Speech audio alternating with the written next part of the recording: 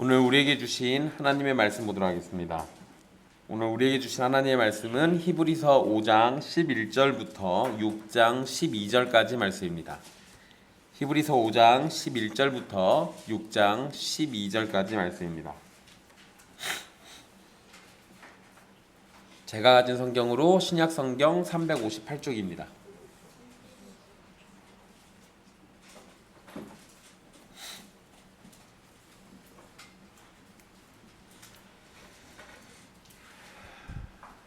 귀하신 하나님의 말씀 받들어서 읽도록 하겠습니다. 멜기세덱에 관하여는 우리가 할 말이 많으나 너희가 듣는 것이 둔함으로 설명하기 어려우니라. 때가 오래되었으므로 너희가 마땅히 선생이 되었을 터인데 너희가 다시 하나님의 말씀의 초보에 대하여 누구에게서 가르침을 받아야 할 처지이니 단단한 음식은 못 먹고 젖이나 먹어야 할 자가 되었도다. 이는 젖을 먹는 자마다 어린아이니 의의 말씀을 경험하지 못한 자요 단단한 음식은 장성한 자의 것이니 그들은 지각을 사용함으로 연단을 받아 선악을 분별하는 자들이니라. 그러므로 우리가 그리스도의 도의 초보를 버리고 죽은 행실을 회개함과 하나님께 대한 신앙과 세례들과 안수와 죽은 자의 부활과 영원한 심판에 관한 교훈의 터를 다시 닦지 말고 완전한 대로 나아갈지니라. 하나님께서 허락하시면 우리가 이것을 하리라. 한번 빛을 받고 하늘의 은사를 맛보고 성령에 참여한 바 되고 하나님의 선한 말씀과 내세의 능력을 맛보고도 타락한 자들은 다시 새롭게 하여 회개하게 할 수 없나니 이는 그들이 하나님의 아들을 다시 십자가에 못 박아 드러내놓고 욕되게 함이라. 땅이 그 위에 자주 내리는 비를 흡수하여 밭가는 자들이 쓰기에 합당한 채소를 내면 하나님께 복을 받고 만일 가시와 엉겅퀴를 내면 버림을 당하고 저주함에 가까워 그 마지막은 불사름이 되리라. 사랑하는 자들아, 우리가 이같이 말하나 너희에게는 이보다 더 좋은 것 곧 구원에 속한 것이 있음을 확신하노라. 하나님은 불의하지 아니하사 너희 행위와 그의 이름을 위하여 나타낸 사랑으로 이미 성도를 섬긴 것과 이제도 섬기고 있는 것을 잊어버리지 아니하시느니라. 우리가 간절히 원하는 것은 너희 각 사람이 동일한 부지런함을 나타내어 끝까지 소망의 풍성함에 이르러 게으르지 아니하고 믿음과 오래 참음으로 말미암아 약속들을 기업으로 받는 자들을 본받는 자 되게 하려는 것이니라. 아멘.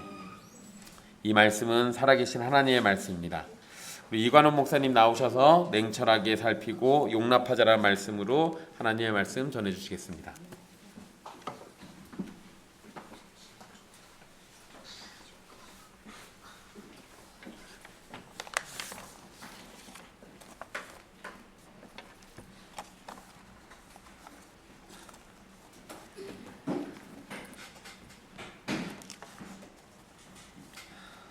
오늘 본문이 좀 길죠?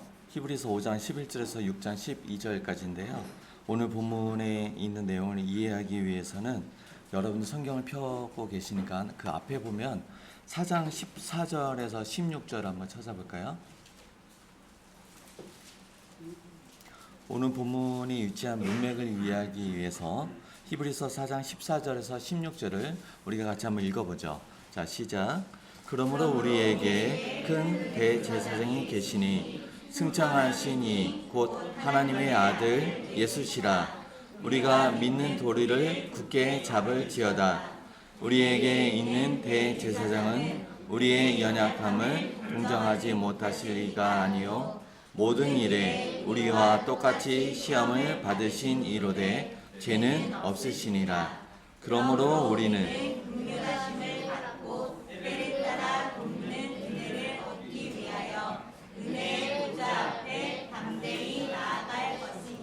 아멘. 히브리서 기자는 믿는 도리를 굳게 붙잡고 은혜의 보좌 앞에 담대히 나아가라고 하면서 우리 믿음의 대상이시고 구원의 창시자인 예수님을 대제사장으로 소개하고 있습니다. 어떻게 유다 지파 출신의 예수님이 대제사장이 될 수 있을까? 이런 질문을 염두에 두고 히브리서 기자는 예수님의 대제사장 되심은 멜기세덱의 반차를 따른다라고 이야기합니다. 그러면서 레위지파 대제사장과 예수 대제사장의 유사점하고 차이점을 비교하죠. 그리고 이 과정에서 예수 대제사장이 훨씬 더 뛰어남을 설명합니다. 이 설명을 위해서 멜기세덱을 소개합니다. 이러한 이야기를 어디까지 하냐면 뒤로 한번 가볼게요. 10장 19절에서 22절을 볼까요? 히브리서 10장 19절에서 22절입니다. 좀 내용이 길지만 같이 한번 읽어보죠. 자, 시작. 그러므로 형제들아, 우리가 예수의 피를 힘입어 성소에 들어갈 강력을 얻었나니 그 길은 우리를 위하여 휘장 가운데로 열어놓으신 새로운 살 길이요 휘장은 곧 그의 육체니라. 또 하나님의 집 다스리는 큰 제사장이 계시네 우리가 마음의 뿌림을 받아 악한 양심으로부터 벗어나고 몸은 맑은 물로 씻음을 받았으니 참 마음과 온전한 믿음으로 하나님께 나아가자. 아멘. 4장 14절에서요. 여러분들 읽은 10장 22절까지는 인클루지오 여러분 들어보셨죠? 수미상관 구조를 이루고 있습니다. 그래서 히브리서 특징 중에 하나가 이렇게 인클루지오 구조를 사용하면서 무언가를 강조합니다. 그리고 더 좋은이라는 표현을 가지고 예수님과 그의 구속이 더 좋다라는 것을 가르쳐 주죠. 이러한 문맥 가운데 그러니까 4장 14절에서 16절을 여러분들이 읽었고 19절에서 22절을 읽었는데 여기서 강조된 게 뭐가 있었냐면 보좌 앞으로 나아가는 것 예수님 우리의 대제사장이 되신다. 이 내용이 강조되고 있어요. 그러면 4장에서 10장까지 이 내용을 강조하고 있는데 이러한 문맥 가운데 레이지파 대제사장과 예수 대제사장의 유사한 점이 5장에 나옵니다. 5장 1절부터 유사한 점을 얘기하다가 갑자기 멈춰요. 갑자기 멈추고 나서 오늘 본문 5장 11절이 나옵니다. 그럼 이러한 내용에서 그러니까 4장 14절에서 10장까지의 내용은 예배를 마치고 여러분들 한번 읽어보면 도움이 될 것 같습니다. 5장 11절 오늘 본문을 볼게요. 5장 11절에 보면 멜기세덱에 관해 우리가 할 말이 많으나 너희가 듣는 것이 둔하다라고 얘기합니다. 멜기세덱에 대하여라는 부분은 이 부분을 위해서 이제 앞에 있는 서론을 이야기했던 거예요. 멜기세덱에 대하여서든지 아니면 예수님이 멜기세덱의 반차를 따른 대제사장 되심에 대해서라든지 얼마든지 설명할 수가 있지만 이 설명이 어려운 게 아니라 설명은 가능하지만 듣는 청중 너희가 듣는 것에 있어서 둔한 상태가 되었다라는 겁니다. 둔한 상태라는 것은 귀가 어둡다라는 의미가 아니라 그들이 말씀과 삶에 대하여서 게으르고 나태한 상태가 되었다는 겁니다. 그리고 여러 가지 상황들에 대하여서 바르지 못한 생각을 가지고 있다라는 것을 듣는 것이 둔한 상태가 되었다라고 표현하고 있는 것입니다. 이들이 어떤 상태, 어떤 상황인지는 이어지는 9절, 12절부터 나오는데 때가 오래되었으므로 너희가 마땅히 선생이 되었을 터인데 라고 이렇게 이야기를 시작하는데 복음을 듣고 상당한 시간이 지났다는 얘기예요. 그리고 나서 복음에 대하여서 들었던 그 복음에 대하여서 선생이 되었어야 되는 것이 마땅한데 오히려 복음을 처음 들었었던 그 상태로 되돌아갔다는 것입니다. 그래서 단단한 음식은 먹지 못하고 오히려 젖을 먹어야 되는 상태가 되었다는 겁니다. 우리는 육체적 나이를 떠나서요. 예수 그리스도를 믿게 되면 그 안에서 그리스도 안에서 새로운 존재로 새 생명으로 새롭게 창조가 됩니다. 이 새롭게 창조가 될 때 어린아이와 같은 상태로 창조가 됩니다. 그래서 우리는 단단한 음식을 먹지 못하고 무언가를 분별하지 못하는 상태가 되는 거예요. 왜 그럴까요? 맞아요. 어린아이 같아서. 하나님에 대해서 잘 몰라요. 하나님 나라에 대해서 잘 몰라요. 그 나라 백성이 어떻게 살아야 되는지 잘 모르기 때문에 우리는 무언가를 분별할 수가 없습니다. 단단한 것을 먹을 수가 없는 상태가 된 거예요. 그래서 우리가 예수 그리스도를 믿고 어린아이와 같이 새로운 생명으로 창조가 되었을 때에 우리는 젖먹이 상태가 되는 거예요. 영적 유아기라고 합니다. 이 영적 유아기 때 우리는 하나님의 말씀에 초보에 대해서 그러니까 하나님과 그 나라와 그 백성된 삶에 대해서 우리는 잘 배워야 됩니다. 이 영적 유아기는 그래서 굉장히 중요한 시기죠. 그런데 어떤 사람들은 이 영적 유아기를 인정하지 않아요. 그래서 영적 유아기를 건너뛰어서 청소년 시기도 건너뜁니다. 그리고 청년의 시기로 살려고 해요. 물론 이러한 것을 요구하는 교회들도 있습니다. 여러분은 어떠신가요? 여러분들의 신앙의 연륜은 어느 정도입니까? 오늘 본문의 말씀대로 복음을 들어서 상당한 시간이 지나서 선생이 되었어야 마땅한 시기다라고 지금 히브리서 기자는 로마교회 성도들을 평가하고 있습니다. 여러분들은 복음을 듣고 어느 정도의 연한이 지났나요? 여러분들은 선생이 되었어야 될 마땅한 시기인가요? 아니면 영적 유학인가요? 각자가 한번 평가를 해보시고, 중요한 것은 여러분들이 영적 유아기를 어떻게 보냈느냐예요. 여러분들은 우리 모두는 영적 유아기에 있거나 영적 유아기를 지나쳤단 말이에요. 그러면 영적 유아기를 어떻게 보냈냐? 그게 가장 중요한 포인트입니다. 하나님의 말씀의 초보에 대해서, 믿는 도의 초보에 대해서 잘 배웠습니까? 지금 본문에서 계속 말씀의 초보, 믿는 도의 초보 이렇게 이야기하는데 그것이 무엇인지는 6장 1절과 2절에 나옵니다. 6장 1절과 2절, 거기서 도의 초보에 대한 부분을 제가 먼저 읽어볼게요. 첫 번째로 죽은 행실을 회개함과 하나님께 대한 신앙이 먼저 소개됩니다. 예수 그리스도를 구주로 믿는 것의 시작은 내가 죽어 있었으며 죄인임을 인정하는 것입니다. 그리고 나의 어떠한 때문이 아니라 그분의 십자가 사역을 통해서 새 생명이 주어졌다는 것입니다. 그리고 이러한 모든 것을 창세 전에 하나님이 계획해 놓으셨다는 것입니다. 그래서 나와 우리가 그분의 택감과 예정함에 포함된 것은 우리의 어떠한 때문이 아니라 전적으로 하나님의 은혜에 의존한다는 것입니다. 그래서 우리는 영적 유아기 때 그 은혜를 베푸신 하나님에 대하여서, 그리고 그 나라와 백성의 삶에 대하여서 배워야 됩니다. 동시에 아무런 자격이 없는 나에 대해서도 바르게 알아가야 됩니다. 그리고 두 번째로 언급되는 것이 세례들과 안수입니다. 당시 유대교 출신의 그리스도인들이 교회 안에서 유대교의 의식법을 굉장히 강조했었던 것 같습니다. 세례란 물을 끼얹거나 물에 잠기는 것을 이야기하는데 본문에서는 세례들이라고 표현을 하고 있거든요. 그래서 세례들이라고 표현하는 것을 보면은 유대교의 여러 의식법들 중에 특별히 정결례, 씻는 것과 관련한 정결례를 포함해서 가르치고 있는 것 같은데, 그러한 것들이 더 이상 우리 기독교회 안에 아무런 의미가 없다. 우리 교회 안에는 믿음 가운데 주어지는 하나의 세례만 주어졌을 뿐이다라는 이러한 내용의 가르침을 언급하는 것으로 세례들을 표현했던 것 같습니다.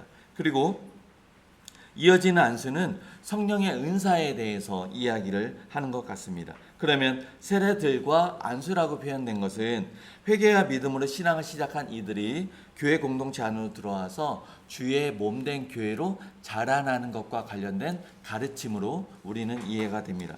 세 번째로 언급되는 것은 부활과 영원한 심판에 대한 교훈입니다.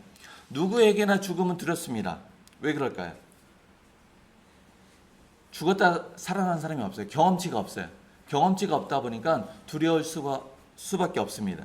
그럼에도 그리스도 안에서의 죽음은 끝이 아니라 부활이 있음을 가르쳐 줍니다. 이 세상에서의 삶이 죽음으로서의 끝이 아니라 부활과 영원한 심판이 있다는 이 가르침은 우리들에게 이 세상에서 어떻게 살아가야 될지를 가르쳐 줍니다. 특별히 그리스도인으로서 세상에서 말씀과 삶을 어떻게 대해야 될지를 가르쳐 주고 있습니다. 그러면 6장 1절과 2절에서 이렇게 세 가지를 통해 가지고 간단하지만 말씀의 초보, 도의 초보에 대해서 가르쳐 주고 있는데, 말씀의 초보, 도의 초보는 믿음의 내용적 측면을 이야기합니다. 그런데 아까 살펴봤던 본문에는 이 부분 말고요, 단단한 음식을 먹지 못하고 젖이나 먹어야 할 자라는 표현이 나옵니다. 이러한 표현은 믿음의 상황적 측면을 이야기합니다. 무슨 말이냐면 5장 13절과 14절을 볼까요? 5장 13절과 14절에 보면 음식에 대한 비유가 나와요. 14절에서 지각을 사용함으로 연단을 받아 선악을 분별하는 자들이라는 표현이 나오는데, 이 문장의 의미를 조금 더 자세하게 살펴보면 성도는 믿음을 가지고 그리스도 안에서 젖을 먹으며 자라납니다. 그러면서 배운 말씀을 기준으로 지각을 사용하는 훈련을 합니다. 말씀을 기준으로 무엇이 옳은지 무엇이 그른지를 배워간다는 것이죠. 그래서 이 과정을 통해서 나 중심적 삶에서 하나님 중심적 삶으로 전환하는 거죠. 쉬울까요? 이거 우리가 해봤지만 굉장히 어려워요. 아주 치열합니다. 본문에서는 연단이라는 표현을 사용했는데 그렇게 번역을 했지만 이 과정 굉장히 치열하기 때문에 훈련이라는 표현이 더 적합합니다. 이러한 훈련을 우리는 지속적으로 해야 됩니다. 이 지속적으로 하는 것을 얼마나 지속적으로 하냐면 습관처럼, 아주 습관처럼 나올 때까지 이러한 훈련을 지속해야 된다고 합니다. 그렇게 열심히 훈련해서 나 중심적 삶에서 하나님 중심적 삶으로 전환해서 살아가는 사람들을 우리는 장성한 자라고 이야기합니다. 말씀의 초보와 도의 초보가 믿음의 내용적 측면이라고 얘기했어요. 그러면 젖을 먹는 자와 단단한 것을 먹는 자에 대한 비유는 그 말씀을 삶에 적용하는 것과 관련한 상황적 측면을 언급한 것입니다. 그래서 13절을 보면 의의 말씀을 경험하지 못한 자라는 표현이 나오는데 이 표현은 경험하지 못했다는 것이 아니라 시도하지 않은, 익숙하지 않은 의 의미를 가져요. 그래서 의의 말씀을 듣지 못한 것이 아니라 그 말씀의 실제가 되는 그러한 것을 시도하지 않은, 익숙하지 않은 그러한 삶을 살아가고 있는 사람들을 이야기합니다. 그러면 어떻게 할까요? 다시 6장 1절과 2절을 보면 1절에서 그리스의 도의 초보를 버리라고 이야기합니다. 이 버리라는 것은 넘어서다라는 의미예요. 그래서 무엇을 넘어서서 어디로 가는가? 2절 하반부에 보면은 교훈의 털을 다시 닦지 말고 완전한 대로 나아갈지니라. 이 두 표현을 이어 보면은 1절과 2절에서 무엇을 의미하는지, 무엇을 이야기하는지 우리는 알 수 있습니다. 보면 우리는 하나님에 대한 지식이, 그리고 그 나라와 백성된 삶에 대해서 지식이 필요합니다. 영적 유아기에 이러한 내용들을 튼튼하게 잘 쌓는 것은 아주 중요합니다. 그런데 뭔가가 부족한 것 같아요. 튼튼하게 잘 쌓는 것이 중요하니까 뭔가가 부족해서 이 영적 유아기 안에서 이것을 쌓는 것을 계속 머무르지 말라고 이야기하는 거예요. 영적 유아기 굉장히 중요해요.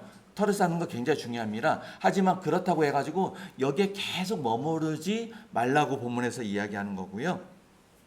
우리가 어떻게 하나님에 대해서 다 알 수 있을까요? 하나님의 나라 백성들이 어떻게 살아야 되는지에 대해서 구구절절 우리가 다 외울 수 있을까요? 그렇게 할 수 없어요. 그래서 우리는 영적 유학의 도의 초보를 잘 배우는 것, 거기에 만족하고요. 그리고 나서 다음으로 넘어가는 겁니다. 도의 초보를 넘어서 완전한 대로 나아가야 돼요. 그리고 우리는 그리스도 안에서 주의 성전으로 지어져 가고 있는 존재임을 기억해야 됩니다. 그리스도의 장성한 분량에 이르기까지 성장하기를 멈추면 안 되는데 듣고 배운 말씀을 잘 붙잡고 그 말씀을 삶으로 살아내는 것이죠. 이 과정 결코 쉽지 않죠. 굉장히 치열합니다. 그래서 하루하루를 살펴본다면 어느 날은 성공한 것 같아요. 또 어느 날은 실패한 것 같아요. 우리는 이렇게 하루하루를 점검해 보면 실패한 것에 좌절할 수도 있고요. 성공한 것에 즐거워할 수도 있습니다. 그런데 그렇게 하지 말고 우리는 우리가 처해져 있는 상황을 바라봐야 됩니다. 우리는요, 은혜의 보좌, 영원이라는 시간 가운데 서 있고 예수 그리스도 안에서 은혜의 보좌를 향해서 나아가는 그 과정 중에 있음을 기억하면서 하루하루만 바라보지 말고 영원 가운데 내가 어디를 향해서 나아가야 되는지를 바라보고 멈추지 말고 계속해서 나아가는 것이 중요하다라는 것을 기억해야 됩니다. 3절을 보면 하나님이 허락하시면 우리가 이것을 하리라. 아무런 자격 없는 자들이 구속의 은혜를 누리며 하나님의 백성된 영광을 누리며 살아가고 있습니다. 이것은 전적으로 하나님의 은혜이죠. 그런데 3절은 그 은혜 안에서 도의 초보를 넘어서 완전한 대로 나아가는 것까지도 전적으로 하나님의 은혜에 의존함을 이야기하고 있습니다.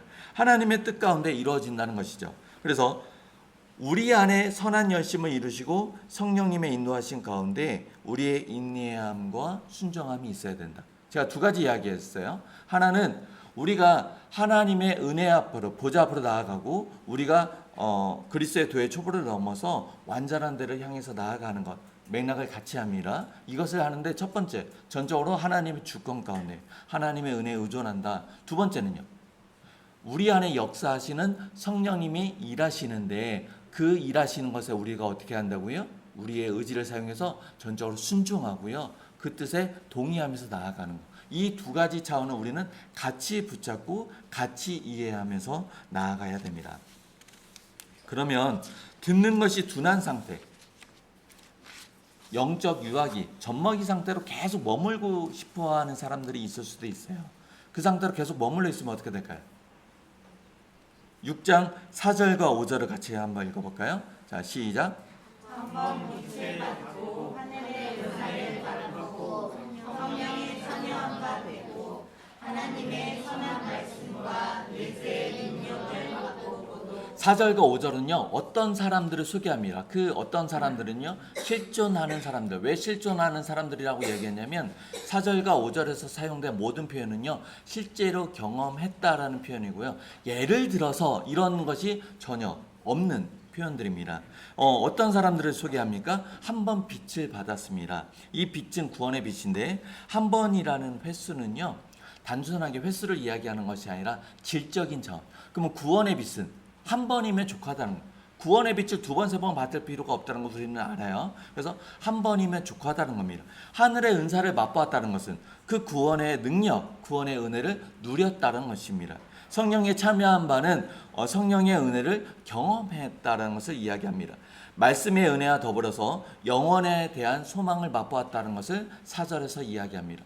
이렇게 4절과 5절에서 어떠한 사람들을 이야기하는데 6절에서 뭐라고 얘기하냐면 타락한 자들의 그럼에도 불구하고 타락한다면 이라고 이야기하지 않고요. 타락한 자들이라고 이야기합니다. 그럼에도 불구하고 타락한 자들이 실존하고 있는 거예요. 그러한 사람들을 이야기하고 있는데 이들은 그럼에도 불구하고 믿음을 버렸고요. 배교했다는 겁니다. 여기서 타락했다는 것은 배교라는 의미를 얘기하고 있거든요. 이러한 자들 6절에서 어떻게 얘기하냐면 그러한 사람들을 회개라는 곳으로 이끌어 가도록 새롭게 할 수 없다. 이렇게 하는 것은 불가능하다는 것을 6절에서 이야기합니다. 이들이 불가능하다는 것은 6절에서 예를 들어서 얘기하는데 마치 하나님의 아들을 다시 십자가에 못 박아 드러내놓고 욕되게 하려고 하는 것과 같다는 이런 것은 불가능하다는 것을 우리는 알고 있습니다. 아까 하나님의 말씀의 초보, 도의 초보 내용을 살필 때 첫 번째로 뭐가 나왔냐면 죽은 행실을 회개함과 하나님께 대한 신앙. 이 죽은 행실을 회개함, 거기서 얘기하는 것은 믿음을 처음 받아들이면서 우리가 죄와 사망과 비참함에 있었다. 거기서 돌이키는 것을 이야기하거든요.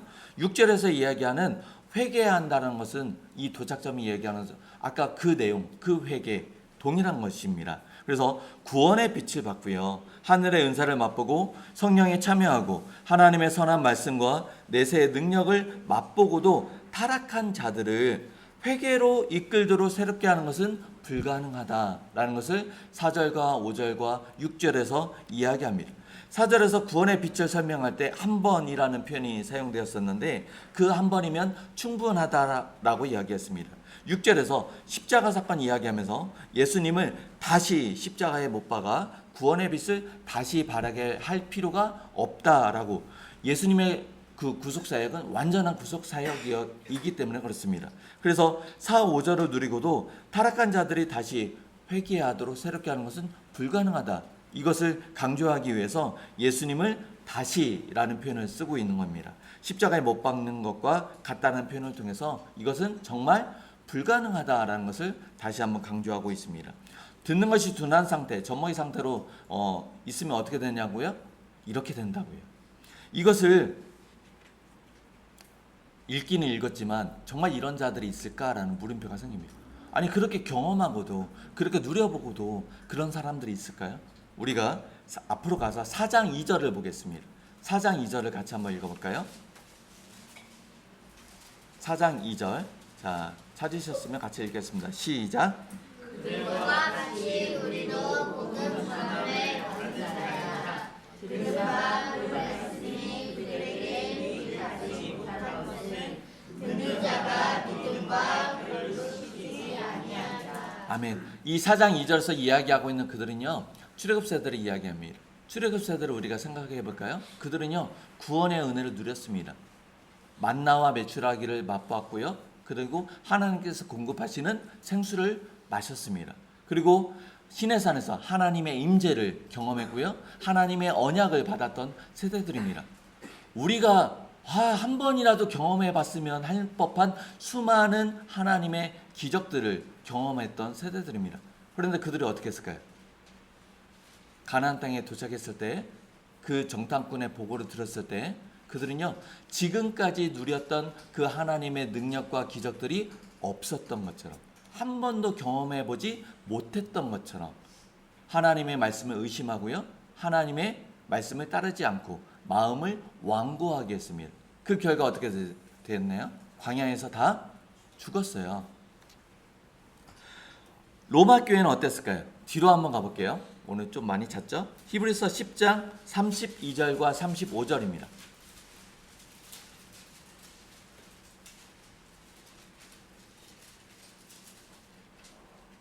같이 읽겠습니다.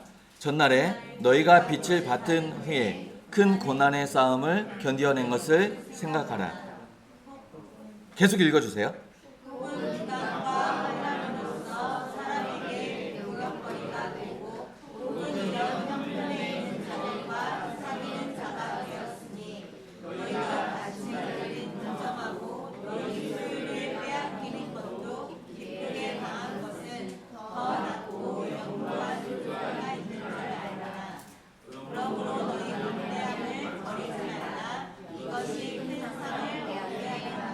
아멘. 로마 교회 역시도요, 여러 고난들을 겪어냈어요. 여러 고난들을 겪어내고요, 지금 앞에 또 다른 고난이 예고된 상황입니다. 그 상황 속에서 이들은 성장을 멈추고 뒤로 되돌아가려고 하고 있어요. 듣는 것이 둔한 상태로 영적 유아기로 되돌아가서 머물러 있으려고 한 상태입니다. 그래서 6장 4절에 6절에 있는 말씀, 아까 경고의 말씀을 생각해 본다면, 도의 초보를 넘어서 완전한 대로 나아가지 않는다면 이와 같이 될 수 있다라고 로마 교회 경고하고 있죠. 그런 면에서 본다면 아까 6장 6절에서 타락한 자들 실제한다라고 얘기했어요. 근데 이 타락한 자들 이 표현을요, 그럼에도 불구하고 타락한다면으로 우리는 해석할 수가 있습니다. 이 로마 교회 성도들에 한해서요. 우리는 예수 그리스도로 인한 구원의 은혜 가운데 살아가고 있습니다. 그런데 이 경고 단락을 읽으면서 질문이 하나 생길 수밖에 없어요. 구원의 은혜가 빼앗길 수 있는가입니다. 아까 실제로 경험했다라고 얘기하는 그 경험의 정도가 생각보다 진하거든요. 생각보다 깊어요. 그럼에도 불구하고 그들은 타락과 배교에서 떠났다라고 얘기하고 있어요. 그리고 로마 교회에 이렇게 경고하고 있습니다. 우리가 받은 구원의 은혜를 빼앗길 수 있나요? 누군가가 빼앗을 수 있나요? 그럴 수가 없습니다. 하나님의 계획은 변함이 없고요, 하나님이 베푸신 은혜는 어느 누구도 빼앗을 수가 없습니다. 그런데 이 구원의 내용에 대해서 우리는 이미와 아직을 포함해서 생각을 해야 돼요. 예수 그리스도로 인해서 이미 우리는 구원을 받았죠. 그런데 다시 오실 예수 그리스도를 기다린다는 측면에서 본다면 그 구원은 아직이라는 측면입니다. 그래서 우리는 이미와 아직을 살아가고 있기 때문에 이 이미와 아직을 살아가는 시간 속에서 우리에게 요구되는 것은 믿는 도리를 굳게 붙잡고 인내하라입니다. 이것을 히브리서에서 계속 강조하고 있고요, 믿는 도리를 굳게 붙잡고 인내하라는 이 이미와 아직 시간 속에서 알곡과 쭉정이가 걸러지는 그 시간들이 되겠죠. 이 내용에 대해서 이해를 돕는 것이 뒤로 한번 가볼게요. 요한 1서 2장 19절입니다. 요한 1서 2장 19절.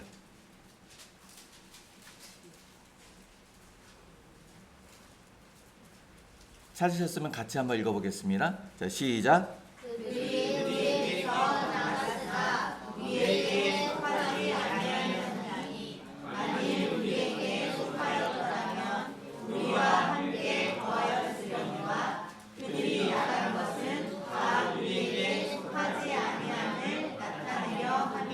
아멘. 우리가 이러한 내용들에서 이해가 좀 어려울 수가 있지만 요한일서 2장 19절은 이러한 내용에 대해서 명확하게 설명을 해주고 있습니다. 다시 본문으로 돌아와서 6장 7절과 8절인데요. 6장 7절과 8절은요, 아까 읽었던 경고단락 4절에서 6절에 있는 내용을요 비유로 다시 한번 설명을 합니다. 땅이 그 위에 자주 내리는 비를 흡수하여 밭가는 자들이 쓰기 합당한 채소를 내면 하나님께 복을 받고, 만일 가시와 엉겅퀴를 내면 버림당하고 저주함에 가까워 그 마지막은 불사름이 되리라. 땅은 백성들을 가리키겠죠. 그리고 자주 내리는 비는 하나님의 은혜를 이야기를 합니다. 하나님께서 베푸시는 은혜에 대하여서 어떤 사람들은 쓸모 있는 것을 내고요, 어떤 사람들은 쓸모 없는 것을 냅니다. 쓸모 있는 것을 내는 사람들은 하나님께 복을 받고요, 쓸모 없는 것을 내는 사람들은요, 버림당하여서 불사름에 처해진다는 것을 이야기합니다. 히브리서 기자는 청중들이요, 이 로마 교회 성도들이 듣는 것에 둔한 상태라고 평가했습니다. 젖먹이와 같은 상태라고 이야기하겠는데, 그 상태를 넘어서 그리스도의 장성한 분량에 이르도록 나아가지 않으면 버림당해 불사람에 처해질 수 있다고 경고하고 있는 것입니다. 그렇다고 청중들이 4절에서 6절에서 이야기하고 있는 것처럼 타락했거나 7절과 8절에서 이야기하는 것처럼 가시와 엉겅퀴를 내는 상태, 그런 상태는 아니에요. 경고를 담고 있는 것 안에서 4절에서 6절은 어떤 자들, 우리 개역개정에는 잘 나와 있지 않지만 이러한 자들이 있어, 이러한 자들, 어떤 자들을 이렇게 표현을 하고 있어요. 4절에서 6절 사이는. 그런데 이 편지를 받고 있는 로마 교회 성도들은 어떻게 얘기할까요? 9절 한번 읽어볼까요? 자, 시작. 아멘.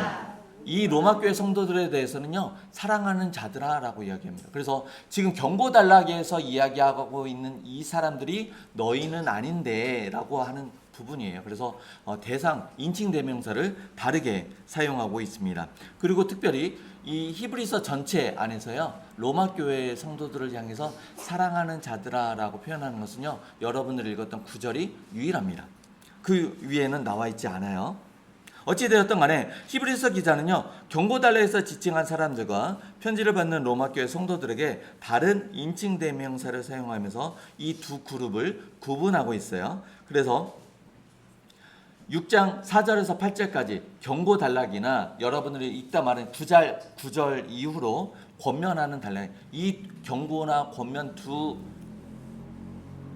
이야기의 결과는요, 히브리서 기자가 기대하는 건요, 이들이 경고의 이야기를 듣고 권면의 이야기를 듣고 어떻게 할 거냐면 도의 초보를 넘어서 완전한 대로 나아갈 것을 기대하고 있는 것입니다. 9절 읽어볼까요? 사랑하는 자들아, 우리가 이같이 말하나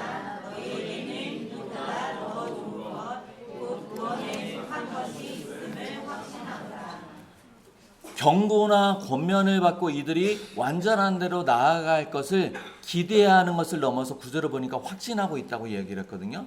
그러면 이 히브리서 기자는 무엇을 확신하는가? 로마 교회 성도들이 이렇게 완전한 대로 나아갈 것을 확신하고 있는데, 이 로마 교회 성도들 자체를 확신하는 것은 아니에요. 이 성도들을 확신하는 것이 아니라 무엇을 확신하냐면 6장 13절에서 20절에 있는, 다 읽진 않을 거예요. 6장 13절에서 20절, 그 여러분들의 성경에 보면 소제목이 있을 거예요. 소제목 있죠? 한번 읽어볼게요. 시작. 하나님의 확실한 약속. 하나님의 맹세와 약속을 근거로 두고 확신하고 있다는 거예요. 특별히 17절에서 20절을 보면요, 하나님의 약속을 기업으로 받는 자들에게 그 뜻이 변하지 아니함을 충분히 나타내시려고 그 일을 맹세로 보증하셨나니, 이는 하나님이 거짓말하실 수 없는 이 두 가지 약속과 맹세를 이야기하는 거예요. 못할 사실로 말미암아 앞에 있는 소망을 얻으려고 피난처를 찾는 우리에게 큰 안위를 받게 하려 하심이라. 우리가 이 소망을 가지고 있는 것은 영혼의 닷과 같아서 튼튼하고 견고의 휘장 안에 들어가나니, 그리로 앞서가신 예수께서 멜기세덱의 반차를 따라 영원히 대제사장이 되어 우리를 위하여 들어가셨느니라. 히브리서에서 계속 강조되고 있는 것 중에 하나가 뭐냐면 믿는 도리를 굳게 붙잡고 소망을 굳게 붙잡고 인내하라는 거예요. 근데 이 믿는 도리 그리고 이 소망이 얼마만큼 견고한지를 이 13절에서 20절, 특별히 제가 읽었던 17절에서 20절에서 이야기하고 있는 거예요. 하나님이 맹세와 약속으로 이것에 대해서 두셨다는 거예요. 그러면 우리가 믿는 도리, 이게 흔들리면 어떻게 해요? 우리의 소망을 굳게 받아 이 소망이 흔들리면 어떻게 해요? 이것이 얼마만큼 견고하고 튼튼한지를 하나님이 맹세와 약속을 두셨다는 거. 여기에 대해서 어떤 비유를 썼냐면 영혼의 닷과 같다는. 여러분 닷 아시나요? 배가 정박할 때 내리는 걸 닷이라고 하더라고요. 근데 이 닷을 신뢰하지 못하면 해안가에 정박할 수 있을까요? 정박할 수 없겠죠. 이 닷이 있기 때문에 배는요 그 해안가에 아니면 어딘가에 정박할 때 안전하게 머물 수 있습니다. 근데 여기서 기억해 둘 게 뭐냐면 닷을 내렸으니까 배는 요동치지 않고 흔들리지 않나요? 그러면 끊어져요. 이게 어느 정도 적정인 범위 안에서는요 요동치기도 하고요 흔들리기도 해요. 요동치고 흔들리지만 배에 있는 선원들은요 두려워할까요?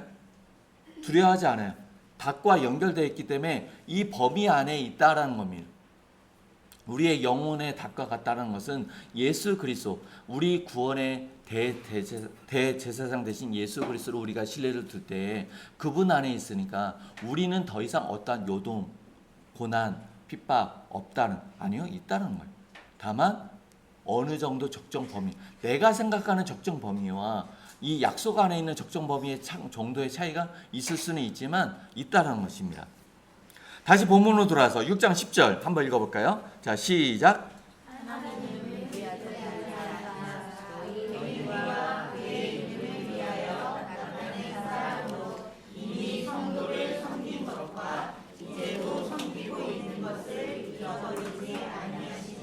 아멘. 히브리서를 받는 로마교회 성도들은 이전에도 지금도 하나님의 이름을 위하여 성도들을 사랑으로 섬기고 있다는 것입니다. 그런데 듣는 것이 둔하다, 젖먹이와 같은 상태다라고 이야기하는 것을 보면 이들 공동체 안에 뭔가 문제가 있다라는 것이죠. 11절과 12절에 보면 우리가 간절히 원하는 것은 너희 각 사람이 동일한 부지런함을 나타내어 끝까지 소망의 풍성함을 이르러 게으르지 아니하고 믿음과 오래 참음으로 말미암아 약속들을 기업으로 받는 자들을 본받는 자 되게 하려는 것이니라 라고 이야기합니다. 듣는 것이 둔한 상태의 성도들은 어떻게 해야 되는가? 들은 것을 주의 깊게 살펴서 믿음과 소망을 굳게 붙잡아 끝까지 소망의 풍성함에 이르러야 한다라고 말씀을 이야기합니다. 12절에 보면요 게으르다라는 표현이 처음에 나오죠. 이 게으르다 표현은 5장 11절에서 듣는 것이 둔하다라고 할 때 그 둔함과 똑같은 표현이에요. 그래서 5장 11절에서 6장 12절은 뭐예요? 인클루지어, 수미상관 구조를 이루고 있어요. 5장 11절에서 12절에서 강조하고 있는 것은 둔하다라는 것에 대해서 이야기하려는 것입니다. 그러면 5장 12절에서 성도들에게 뭐라고 얘기했어요? 듣는 것이 둔하다라고 얘기했습니다. 그러면 6장 12절은요? 게으르지 아니하라고 했잖아요. 그러면 듣는 것에 둔한 상태로 있지 말라라는 거예요. 그리고 도의 초보를 넘어서 완전한 대로 나아가야 된다. 오래 참음으로 약속의 기업들을 받은 자들, 그들을 본받아야 된다라는 것을 5장 11절에서 6장 12절까지 강조해서 이야기하고 있습니다. 정리를 해볼까요? 출애굽 세대 이야기를 했어요. 출애굽 세대는요 정탐꾼들의 보고를 들었는데 그 보고에 대해서 마음을 완고하게 하여 하나님의 말씀과 약속을 의심하고 마음을 완고하게 하였습니다. 그들의 계획에는요 약속의 땅에 들어가는 것에 있어서 치열한 전쟁은 없었던 것 같습니다. 근데 정탐꾼들의 보고를 듣자 하니까 약속의 땅을 들어갈 때 그냥 젖을 빨면서 들어가는 것이 아니라 뭔가 치열한 전쟁이 예상되는 상황이죠. 물론 출애굽 세대가 평탄한 인생을 살았던 건 아니죠. 그들도 노예로 살았고 굉장히 힘겨운 인생을 살았단 말이에요. 그럼에도 불구하고 그들이 기대했던 가나안 땅은요 치열한 전쟁이 없었습니다. 그러면 눈앞에 예고된 이 치열한 전쟁으로 말미암아 그들이 광야에서 누렸던 수많은 은혜들, 하나님의 능력들을 싹 잊어버리고 하나님의 말씀과 약속에 대해서 마음을 완고하게 하였잖아요. 그럼 로마교회 성도들은 어떨까요? 로마교회 성도들 역시도 아까 10장 32절 읽었었잖아요. 여러 고난들을 이겨냈단 말이에요. 여러 고난들을 이겨냈는데 또 다른 고난들이 다가오고 있는 상황이에요. 그러면 이 상황에서 그들이 던져볼 법한 질문 중에 하나가 뭐냐면 과연 끝이 있을까라는. 고난 끝났는데, 이겨냈는데, 말씀으로 이렇게 인내하고 하라고 해서 이겨냈는데 과연 끝이 있을까? 두려움들 때문에 그들이 말씀과 삶에 대한 태도를 바꿨다는 거예요. 그 두려움 때문에 말씀에 대한 태도를 바꾸고 삶에 대한 태도를 바꿨어요. 그런데 정작 본인들은 인지하지 못하고 있는 거예요. 인지하지 못하고 있는 것에 대하여서 히브리서 기자는 냉철하게 그들을 판단하고 평가해 준 거죠. 너희들이 지금 어떤 상태다? 듣는 것이 둔한 상태다 라고 이야기하는 것이죠. 그래서 하나님이 주신 맹세와 약속을 신뢰하며 인내하며 나아가라고 이야기하는 것입니다. 그리고 히브리서 기자는요, 이들이 이러한 권면을 어떻게 할 거라고요? 용납할 것을 확신하고 있습니다. 왜 그럴까요? 이들을 신뢰하는 것이 아니라 하나님이 이들을 부르신 것을 신뢰하는 거예요. 하나님이 이들을 세우신 것을 신뢰하면서 이들이 이러한 권면을 용납하고 말씀을 용납해서 이 경고단락도 수용을 해가지고 도의 초보를 넘어서 완전한 데를 향해서 나아가는 거예요. 이전에 계속 나아갔었는데 지금 멈추고 있거든요. 멈추지 않고 다시 나아갈 것을 확신하고 있습니다. 그러면 우리는 어떤가요? 우리에게 한번 생각해 볼게요. 어려움을 이겨냈는데 또 다른 어려움들이 있는 경우가 있어요. 어떤 사람들이 이런 이야기를 해요. 밑바닥을 치면 어떻게 된다고요? 다시 올라간다고요. 근데 그 밑바닥이요, 무너지는 수가 있습니다. 경험해 보셨나요? 이 정도면 밑바닥인가 보다라고 생각하고 이제 치고 올라가면 되나 보다 했는데 밑바닥을 치려고 했는데 밑바닥이 무너져요. 근데 무너져서 떨어지잖아요. 근데 그것은 여기 떨어지는 것보다 더 정도가 심합니다. 깊이가 그렇게 깊은 건 아닌데 마음의 상실함 때문에 그 정도가 더 심하게 됩니다. 근데 주님의 말씀은 어떻게 해요? 아까 10장 32절이나 이런 말씀들을 보면 주님의 말씀은요, 힘을 내고 인내하고 용기를 내라고 이렇게 말씀을 해요. 그러면 주변의 사람들은요, 어떻게 너 망했다 이런 사람 아무도 없어요.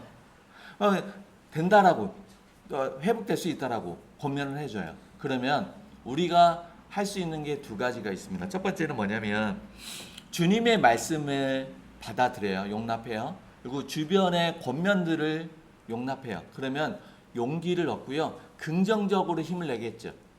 그런데 다른 한 가지는요, 주의 말씀이고 권면이고 개뿔 다른 사람들에게 다 적용이 되는데 적어도 나에게는 해당이 안 된다는 거예요. 왜? 지금까지 해당된 적이 없거든. 아니 이게 뭔가 꽃날 것 같은데 또 그런 걸 보면 나는 망했어. 내 인생은 망한 거야. 그래서 주님의 말씀과 주변의 권면들이요, 허공에 울리는 메아리처럼 돼요. 그렇게 되면 어떻게 될까요?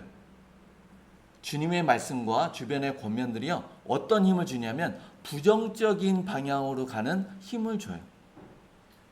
우리가 어떻게 용납하고 수용하느냐에 따라서 다른 방향의 에너지를 얻을 수가 있겠죠.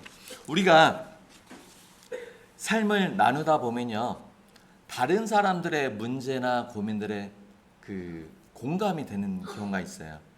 맞아 그럴 수가 있어 라고 하는데요, 또 어떨 때는요, 그래도 나보다 낫네, 차마 말은 못하고 속으로 나보다 낫네, 아니면은 이렇게 듣다 보니까 저 사람보다는 좀 낫지 않아? 이렇게 생각이 드는 경우도 있어요. 근데 그런 문제나 고민을 얘기하는 사람은 어떨까요? 다른 사람들은 다 나보다 나은 거예요. 내가 제일 심각한 거예요. 왜 그럴까요? 왜 이런 차이가 발생할까요? 우리가요, 내가 처해져 있는 상황, 내가 당면한 문제들에 함몰되다 보면 주변을 냉철하게 바라볼 수가 없습니다. 근데 주변 사람들이요, 내 문제가 아니어서 그럴 수도 있지만 조금 더 냉철하게 주변을 바라볼 수 있고 평가해 볼 수가 있죠. 그런 맥락에서 본다면 우리는 어떠한 문제, 어떠한 상황을 만났을 때 냉철하게 내 자신을 바라볼 필요가 있습니다. 왜 그러냐면 우리가 이전에는요, 이래서 감사해요, 이것 때문에 하나님을 찬양해요, 이거 너무 감사해요, 주님을 찬양하고 노래했던 수많은 이유들이 있는데요, 그 수많은 이유들이요, 사라진 건 아니에요. 존재하고 있어요. 존재하고 있는데 어떤 문제, 관계 안에 있는 문제, 아니면 어떤 상황, 때문에 갑자기 이것이 없는 것처럼, 한 번도 경험해보지 않은 것처럼 반응하기도 하거든요. 그러한 맥락에서 우리는 냉철하게 판단해 보라는 겁니다. 냉철하게 살펴보자는 겁니다. 오늘 말씀에 보면은 말씀의 초보, 도의 초보 이야기했죠. 너희가 젖먹이와 같다라고 얘기했습니다. 젖먹이를 무시하는 게 아니라 젖먹이식의 영적 유아기에 우리는 말씀의 초보, 도의 초보를 튼튼하게 잘 쌓아야 한다고 했어요. 이 튼튼하게 쌓은 내용들이요, 냉철하게 살피는 기반이 되고 렌즈가 되어야 된다는 거예요. 갑자기 상황이 돌변해가지고 나로서는 굉장히 당황스러운 상황이 발생할 수도 있고요. 관계 안에 문제가 생겨서 내가 고립될 수도 있습니다.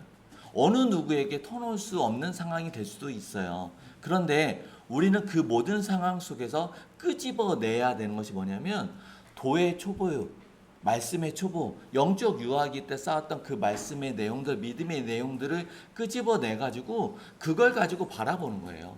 그걸 가지고 냉철하게 살펴보라는 거예요. 냉철하게 살피라는 것은 다른 측면이 아니라 말씀을 가지고, 이전 보면은 내가 노래했고 찬양했고 감사했던 수만 가지 이유들은요 여전히 있어요. 그럼에도 불구하고 우리는 문제를 더 크게 보는 거죠. 내가 처해져 있는 상황을 더 크게 보다 보니까 감사하고 찬양하고 하나님이 주셨던 그 은혜라는 것들이요 그따위 것들이 되는 거예요. 이 문제가 훨씬 더 커지는 거예요. 우리는 하나님의 말씀과 약속에 대해서 마음을 완고하게 했던 자들의 본을 따른, 불순종의 본을 따른, 그럼 어떻게 돼요? 광야에서도 그들은 다 죽었거든요. 버림당해서 불사람에 처해질 수도 있다라는 겁니다. 우리는 냉철하게 살펴야 돼요. 내 자신은. 근데 냉철하게 잘 살피지만 이웃에 대해서는 어떻게 할까요? 너그럽게 용납해야 돼요. 나에 대해서는 너그럽고 관대하게 용납하면서 이웃을 냉철하게 살피면 어떻게 될까요? 그 순간 그리스도의 도, 그 길에서 어긋나 있는 거예요. 그리스도의 도, 믿는 도리는요 그걸 가르치지 않아요. 나에 대해서는 냉철하게 살피지만 이웃에 대해서는 용납합니다. 근데 이게 쉽나요? 이거 굉장히 어려워요. 나에 대해서 용납하고 이웃에 대해서 냉철하는 것은 아주 자연스럽지만 나에 대해서 냉철하고요 이웃에 대해서 너그러이 용납하는 것은 굉장히 어렵습니다. 그래서 아까 어떻게 한다고 했죠? 치열하게 훈련한다고 했어요. 치열하게 훈련한다. 언제까지 훈련한다고요? 습관처럼 나오기까지. 나에 대해서 용납하고 너그러이 용납하고 이웃에 대해서 냉철하는 것이 자연스러운 거죠. 이게 거꾸로 되는 것이 자연스럽게 되기까지 우린 치열하게 계속 훈련해 나가야 됩니다. 그것이 장성한 자, 단단한 것을 먹는 그런 방향이겠죠. 우리가 그 신앙의 연수가 됐는지 생활에 내 자신을 냉철하게 살펴볼 때 예수 그리스도를 믿는 연수를 생각해 보면 돼요. 지금 히브리서 기자가 처음 시작한 게 그거잖아요. 너희가 이제는 선생이 되었어야 마땅할 터인데 라고 이야기하는 건 뭘까요? 제자와 가정 12주 마쳤고 리더십 과정 몇 주 마쳤고 이걸 이야기할 수도 있지만 믿는 도리를 배웠어요. 그리고 나서 일정 시간 지났단 말이에요. 일정 시간 지났으면 자라나야 되죠. 여기 주성이, 은성이 엄마가 있으니까 이 아이가 시기가 됐어요. 그러면 이제는 혼자서 밥은 떠먹어야 된단 말이에요. 아니면 자기 밥 먹은 거 밥그릇은 갖다 놓을 정도는 된단 말이에요. 근데 하고 있으면 뒤통수를 때려야 되죠. 왜냐면 시기가 지났으니까. 그 이야기를 하는 거예요. 여러분의 신앙의 연수는 어떻게 됩니까? 본문에서 언급하는 선생이 되었어야 할 마땅한 시기인가요? 아니면 젖먹이의 시기인가요? 말씀의 초보, 도의 초보를 잘 모르면서 젖먹이의 시기를 건너뛰려고 하고 있지는 않은지. 그러한 사람들이 선생이 되면 큰일 나요. 그런데 또 반대로 선생이 되었어야 마땅한 시기인데 여전히 젖먹이로 있으려고 하는 것도 큰일입니다. 우리는 자신을 살피는 것에 있어서 냉철해야 됩니다. 내가 어떠한 상태인지 냉철히 살피면서 말씀의 권면을 받아야 돼요. 나를 향할 때는 냉철해야 되지만 이웃을 향할 때는 어떻게 해야 된다고요?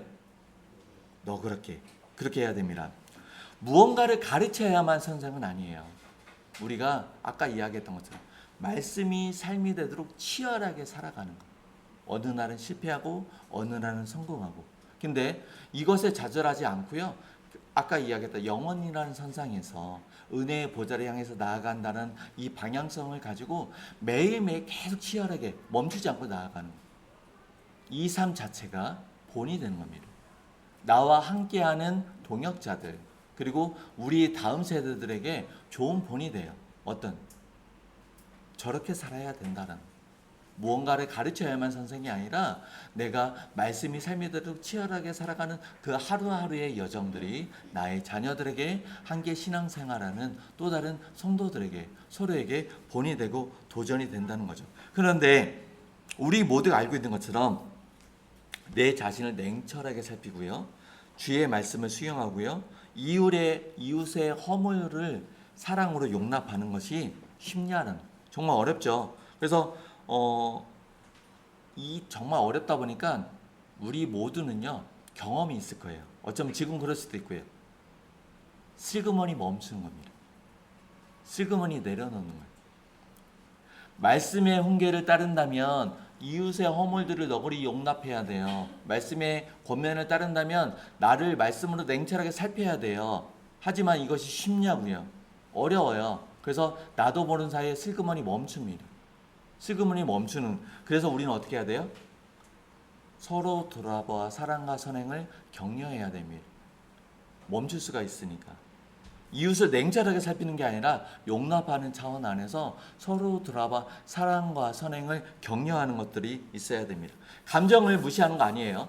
우리가 감정을 무시하거나 배제하는 거 아닌데 감정 때문에요. 말씀의 진리를 오해하거나 왜곡하는 경우가 있습니다. 경험해 보셨나요? 내가 분노하고요. 화가 나 있을 때 말씀을 가지고 그딴 거 다 필요 없고 이렇게 갈 수도 있다는 거예요. 그렇게 돼서는 안 된다는 겁니다. 내가 이해할 수 없는 상황을 만났을 때 내가 감당하기 벅찬 문제들을 맞닥뜨렸을 때 우리가 믿는 도의 초보, 말씀의 초보가요.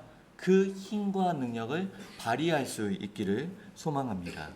옛길교회는 제가 경험해 봤을 때 참 아름다운 공동체입니다. 하나님의 말씀의 초보와 믿는 도의 초보를요. 잘 가르치고요. 놀라운 것은 잘 수용하고 있습니다. 그리고 잘 배우려 하고 있어요. 그런 면에서 본다면 전주 시내에 있는 어느 교회보다 가장 본이 되는 교회인 것 같습니다. 이렇게 믿음의 내용적 측면이요 잘 공급되어지고 수용되어진다는 겁니다. 그러면 아까 이야기했던 믿음의 상황적 측면 뭐였죠? 말씀을 삶에 적용하는 것. 그 부분을 잘 할 수 있기를 소망합니다. 지금 못한다는 이야기 아니에요. 지금 못한다는 이야기가 아니라 지금 잘하고 있으니까 이것을 어떻게 해요? 지금보다는 잘. 그래서 끝까지 변함없이 소망의 풍성함을 누릴 수 있기를 그렇게 해 나갈 수 있기를 소망합니다. 여러분들이 듣고 배우고 믿고 고백하는 하나님의 질서 그 질서를 굳게 붙잡는 만큼요. 여러분들은 세상에 살아갈 때 고난과 핍박이 끊이지 않을 겁니다. 무슨 이야기냐고요? 여러분 안에 고난이 있었잖아요. 이제 끝난 사람도 있을 거고요. 또 있을 거예요. 공동체 안에 시련이 있잖아요. 앞으로 또 있을 거예요. 언제까지요? 계속 있을 거예요. 우리가 살아 숨쉬는 동안 계속 있을 겁니다. 왜 그럴까요? 제가 본 옛길교회는요. 하나님의 질서를 인정하고 고백하기 때문에 그렇습니다. 세상의 질서를 따르지 않기 때문에 여러분들에게 고난과 핍박은요 끊이지 않고 계속 있을 겁니다.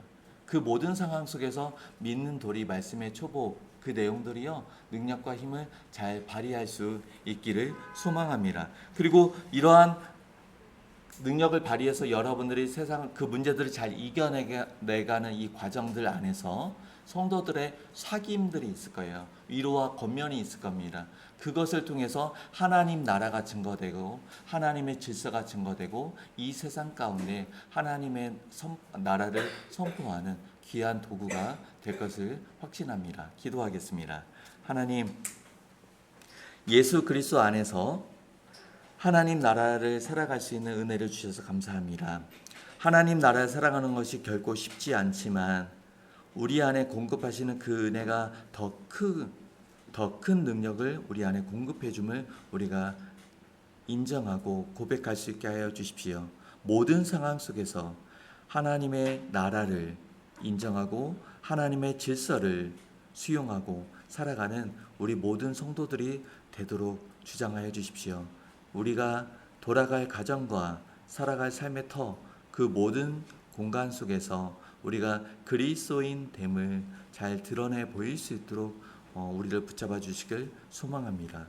이를 위해서 우리 자신을 냉철하게 잘 살필 수 있도록 믿는 도리를 굳게 붙잡게 하여 주시고 모든 상황 속에서 주의 약속을 신뢰하며 인내할 수 있는 그 삶을 살아가게 하여 주십시오. 혼자로서는 너무나도 버겁습니다. 우리를 공동체로 불러주셨사오니 우리 이 공동체 안에서 위로를 얻고 또 권면을 받고 주의 몸된 교회로 잘 성장할 수 있도록 은혜를 더하여 주십시오. 하나님께서 우리에게 복 주심을 매 순간 신뢰하고 인정하고 증거하며 살아가는 우리의 인생들 되게 우리를 주장하여 주십시오. 예수님의 이름으로 기도합니다. 아멘.